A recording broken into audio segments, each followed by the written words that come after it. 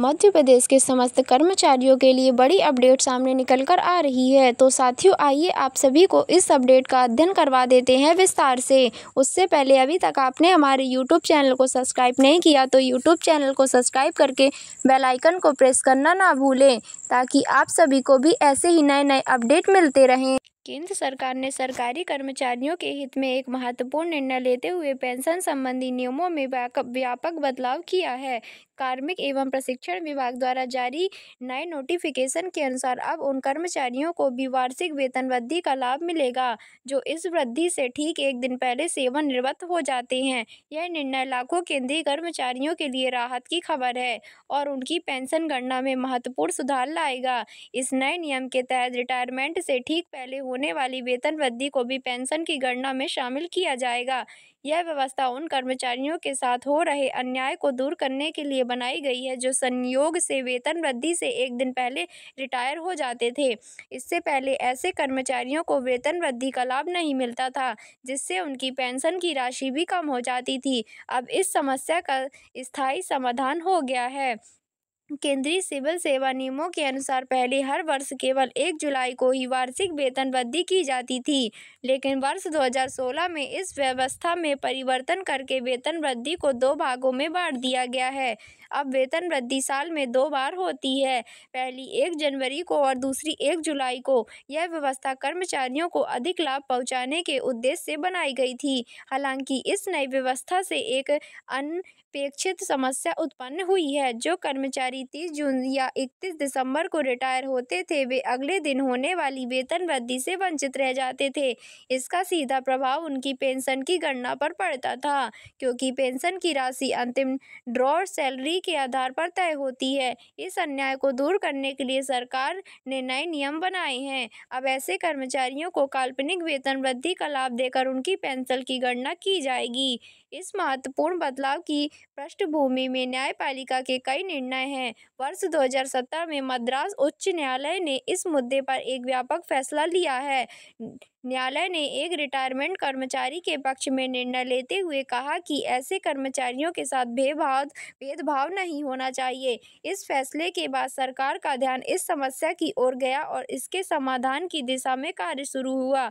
वर्ष 2023 में supreme court ने भी इसी प्रकार का निर्णय लेते हुए स्पष्ट किया है कि ऐसे कर्मचारियों को काल्पनिक वेतन वृद्धि का लाभ दिया जाना चाहिए। सुप्रीम कोर्ट के इस निर्णय को 2024 में कुछ शर्तों के साथ अन्य समान मामलों पर भी लागू किया गया।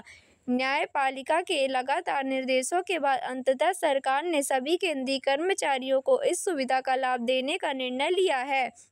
यह निर्णय न्यायिक निर्देशों के प्रभावी अनुपालन का उदाहरण है।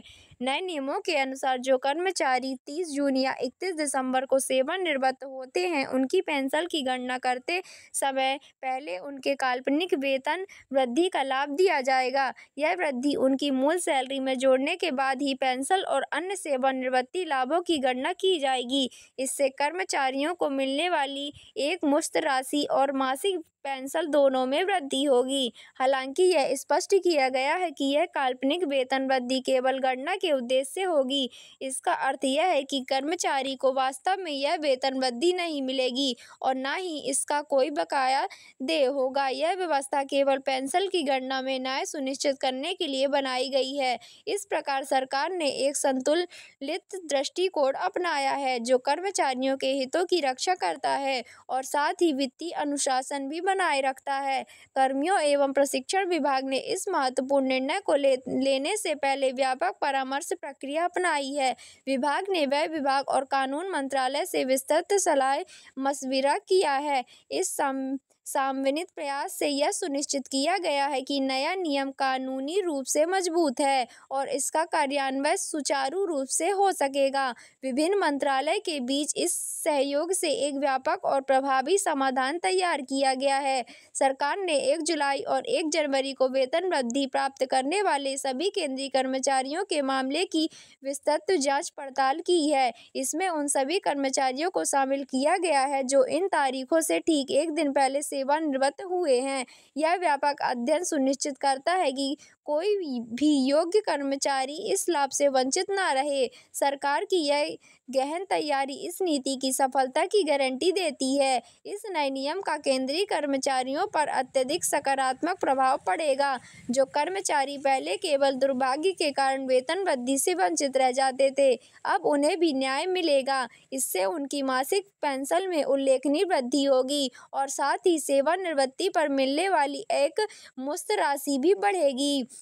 यह वृद्धि उनके जीवन स्तर में सुधार लाएगी और वृद्धावस्था में आर्थिक सुरक्षा प्रदान करेगी। इस निर्णय से न केवल भावी सेवानिवृत्त होने वाले कर्मचारियों को लाभ होगा, बल्कि वर्तमान कर्मचारियों में भी संतुष्टि की भावना आएगी, यह जानकर कि सरकार उनके हितों की रक्षा करने के लिए प्रतिबद्ध है। कर्मचारियों का मनोबल बढ़ेगा, इससे कार्यक्षेत्र में उत्पादकता भी बढ़ सकती है। यह निर्णय सरकार की कर्मचारी हितैषी नीति का प्रमाण है और भविष्य में इसी प्रकार के सकारात्मक बदलावों की आशा जगाता है। यह महत्वपूर्ण नीतिगत बदलाव केंद्र सरकार की कर्मचारी कल्याण के प्रति गंभीरता को दर्शाता है। इससे यह संकेत मिलता है कि सरकार भविष्य में भी कर्मचारी के हितों में आवश्यक सुधार करने को तैयार है।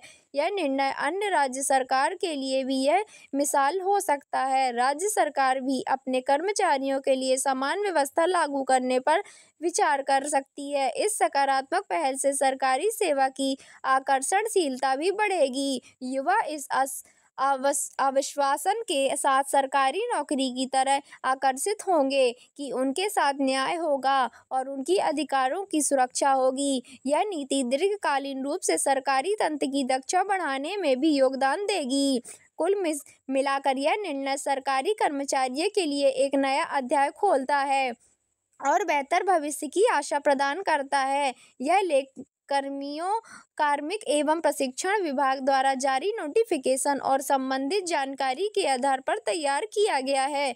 नियमों के वास्तविक कार्यान्वयन और व्यक्तिगत मामलों के लिए संबद्ध विभाग से संपर्क करना आवश्यक है। यहाँ दी गई जानकारी केवल सामान्य जानकारी के उद्देश्य से है और इसे व्यक्तिगत वित्तीय सलाह के रूप में नहीं माना जाना चाहिए। अगर वीडियो पसंद आई हो तो चैनल को लाइक, सब्सक्राइब एंड शेयर जरूर करें। मिलते हैं नई अपडेट के साथ। Thanks for watching.